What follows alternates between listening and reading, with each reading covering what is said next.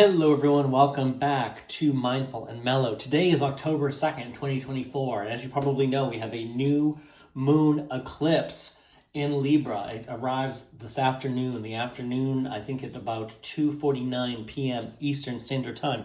So new moons are all about kind of assessing like kind of where we're at. It's a brand new beginning. It's also an opportunity to kind of assess what we need to let go of and what we need to do to grow and move further towards our desires. And so it's a great opportunity to set intentions, begin anew, release what's no longer serving you. So new moons are very exciting. So I want to pull some cards here. I want to ask the tarot for some insights that will hopefully help you in this phase. So although you might come across this reading after October 2nd, it's still very much applicable and real. And I would encourage you to continue to think about it throughout the entire month of October 2024. So let's start with, where are you right now in your life? Where are you right now in your life? So we have the Seven of Swords. Next question, what is blocking you from growing? What do you need to leave behind? Okay, so the Tower is blocking you and keeping you from growing. Okay, what intentions should you set in order to grow? The Knight of Wands. Okay, and then what knowledge do you need to gain to aid in the cultivation of those intentions? Is the Eight of Pentacles. And what positive energy will emerge during this phase? Okay, so the Six of Swords. Okay, so a couple of things here. First off, the sun is just very, all of a sudden popped out from behind the clouds and is now shining very directly into my window. So you're kind of seeing those reflections on the cards. Hopefully that's not a distraction. So where are you right now? Where are you right now? So, the Seven of Wands can be a couple of things. This can be about manipulation, but it can also be about strategizing. And perhaps that is you. Perhaps you are setting a strategy. You're looking to set a strategy. And that's really what this reading is all about. It's like, what is the strategy for moving forward? So if you've been thinking about that, like, how do I achieve my goals? What do I want to do with the rest of the year? We're in Q4 now. So we're in the final quarter of the calendar year in 2024. So it's logical to kind of question and say, what have I accomplished this year? What do I want to get? And what do I want to accomplish? And how do I want to spend my time and resources? So it sounds like that might be where you are. If you are strategizing, maybe that's kind of, this reading will help you. That's kind of what I'm getting mostly from this. The Seven of Swords can also kind of be about trying a new strategy, or sometimes it could be also like just replicating the same strategy. Maybe you realize you need to kind of focus on a new strategy, and hopefully we can kind of uncover a little bit of how you're going to go about doing that.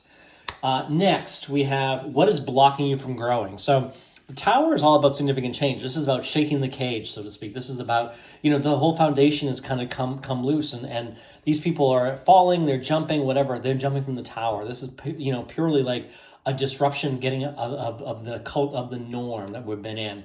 Kind of shaking that foundation. Everything we thought we knew, or we believe, or that we're comfortable with, has been a source of comfort, okay? And it could be the fact that you're resisting that change. You're maybe not comfortable with those changes. You're not stepping out of your comfort zone. That is preventing you, blocking you from growing.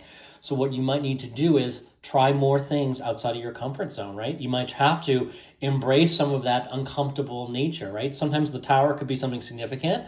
This is a major arcana card after all, but it could also be something just simply related to, getting out of your comfort zone, being uncomfortable, being nervous, being scared. That's really where you're growing, right? There's a saying that says, life begins at the end of your comfort zone. So what this tells me is that maybe you've been resisting that. You've been staying firmly in your comfort zone. And unfortunately, if you're happy with exactly the way every day is going, then that's a great place to be, because you'll keep repeating the exact same thing over and over. But if you wish to have a different experience, you need to get out of your comfort zone. Okay? So that might be blocking you. So what intentions should you set in order to grow? I'm getting the Knight of Swords. So the Knight of Swords, to me, is a card of action. He is swiftly taking action. He is spontaneous. He is a little bit impulsive at times.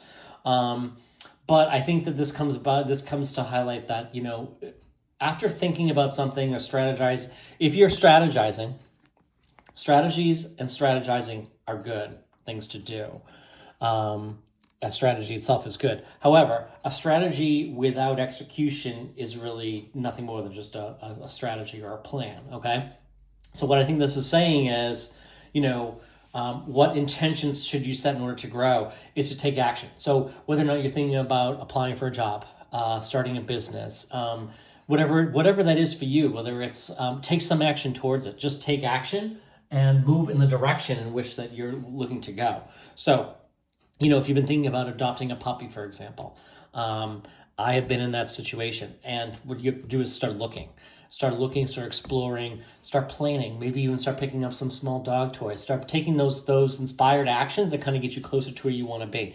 But they are actions. And sure, when you start getting an application out there and you start getting inquiries and people calling you to see, if you're interested, if you might be a good fit, that's certainly a little nerve-wracking because it's new and exciting, and there's an unknown. Okay, so my point here is that we can strategize and talk about what we're going to do in business or in life or applying for grad school or whatever the case might be, but until we actually start to do that, like we're not moving as far forward. You could research something until the cows come home, and it doesn't get you closer to it. So what this is saying is, I think, you should set the intention that you will take prescribed action. So maybe draw up a list of some specific actions that align with your goal, and how do you think you could kind of move closer to it.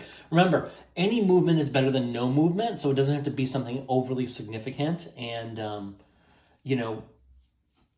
terribly complex or overly involved or expensive or whatever the case might be. I'm not necessarily saying pick up and pack up your house and sell it and move, but what I am saying is, like, if you're looking to move, maybe you start exploring and start going on home tours, start doing other things. Okay, those are all just things that are popping into my mind.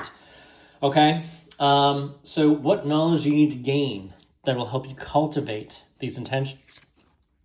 So I'm getting the Eight of Pentacles here. So the Eight of Pentacles is all about the hard work and dedication. So dedicating yourself to whatever it is that you want and what you truly desire. Set the intention that you're going to take appropriate action and dedicate yourself to that. One way you might go about doing this is to identify when you're going to dedicate time for to work towards this particular intention. Like I said, let's say it's to start a business. When are you going to, draw up, the product that you'll be making available, whether it's a service or a physical product? When would you do that? How would you respond? When would you respond to emails? Like maybe you're deciding you're going to set aside 2 hours Saturday morning from 9 to 11. That's going to be the time in which you're responding to emails. Or sending out orders, or whatever the case might be, right? If this could also be like, you're looking to become more involved and engaged in yoga, potentially becoming like a yoga instructor. This could also be like, dedicating the time and and thinking about like, well, when would you practice yoga? When would you, could you take some action and take a particular class to learn more, become maybe certified yoga instructor, if that such a thing exists. I think it does.